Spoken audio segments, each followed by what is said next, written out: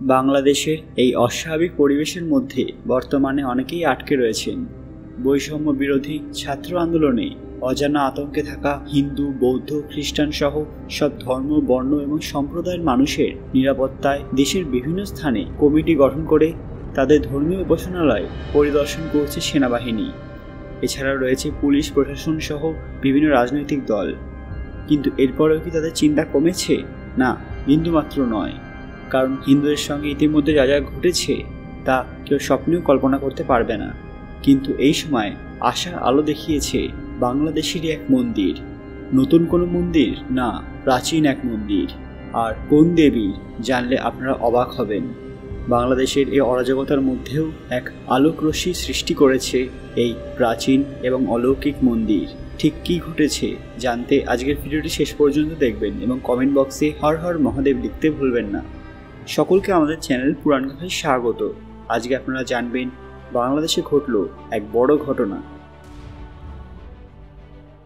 ভিডিওতে এগোনোর আগে সবাই অতি সত্বর আমাদের চ্যানেলটি সাবস্ক্রাইব করে নেবেন। বাংলাদেশে ইতিমধ্যে অনেক শান্তি সভা অনুষ্ঠিত হয়েছে।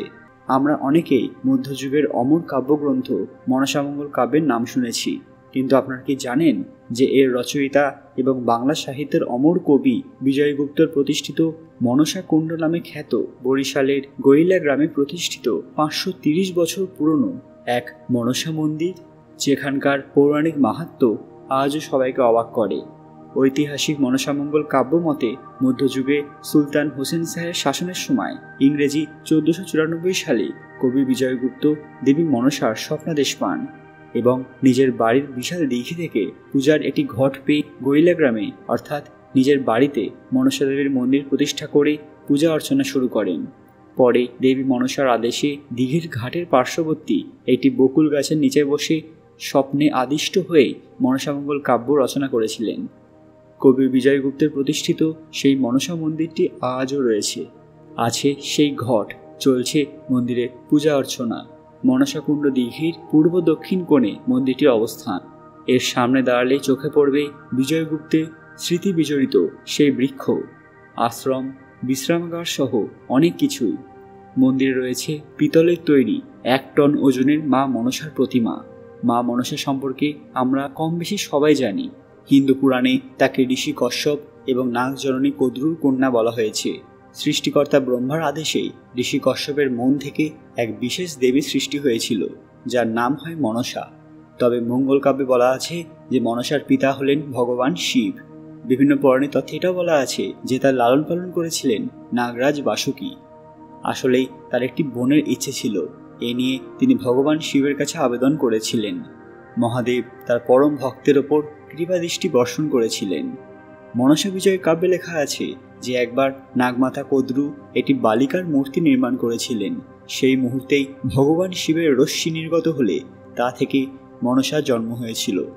এরপর বাসুকী তাকে ভগিনী বলে স্বীকার করে নেন। দেবী মনসা এবং চাঁদ সদাগরের সংঘর্ষের কথা আমরা অনেকেই শুনেছি। মানব সমাজের গতি অর্থাৎ প্রবাহমানতা মাধ্যম হল সৃষ্টি। গর্ভবতী নারীর প্রতীক হিসেবে মনসা ঘট বিশেষভাবে উল্লেখযোগ্য, যেখান থেকেই প্রাণের সঞ্চার হয়ে মানব জীবন ক্রমবিবর্তনের মাধ্যমে এগিয়ে চলেছে। ভারতের লৌকিক সর্পদেবী এবং হিন্দু ধর্মের এক প্রধান দেবী হলেন মনসা। কিছু পৌরাণিক তত্ত্বে এমনও উল্লেখ পাওয়া যায় যে একসময় ভগবান শিবকে বিষের প্রকোপ থেকে রক্ষা করেছিলেন তিনি। তখন থেকে তার নাম হয় বিষহরি।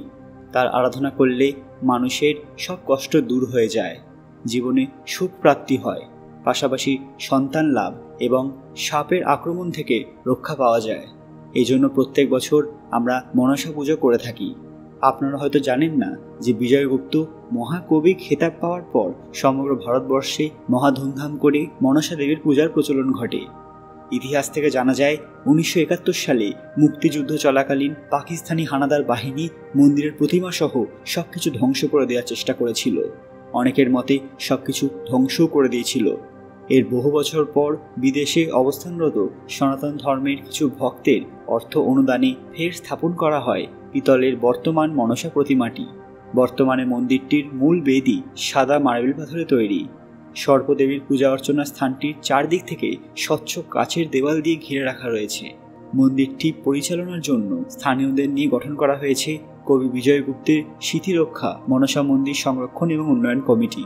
বর্তমানে সবকিছু দেখভালের দায়িত্ব তাদের হাতেই রয়েছে। প্রত্যেক বছর বাংলা শ্রাবণ মাসের শেষ দিনে এই মন্দিরে বার্ষিক মনসা পুজো অনুষ্ঠিত হয়। এই সময় দেশ বিদেশ থেকে বহু পর্যটক এবং ভক্তরা এই মন্দিরে এসে জমায়েত হন। ফলে বাংলাদেশের এই অস্বাভাবিক পরিবেশের মধ্যেও এক আশার আলো জাগিয়েছে এই মন্দির।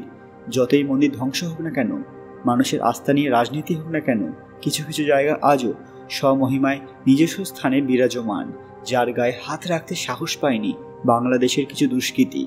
এই ঘটনায় আপনারা কতটা প্রভাবিত কমেন্ট বক্সে অবশ্যই জানাবেন। আজকের ভিডিওটি লাইক করবেন এবং শেয়ার করে সবাইকে জানার সুযোগ করে দেবেন।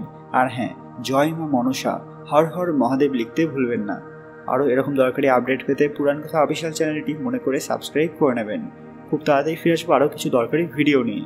ততক্ষণ আপনারা এই ভিডিওগুলো দেখতে পারেন। ধন্যবাদ।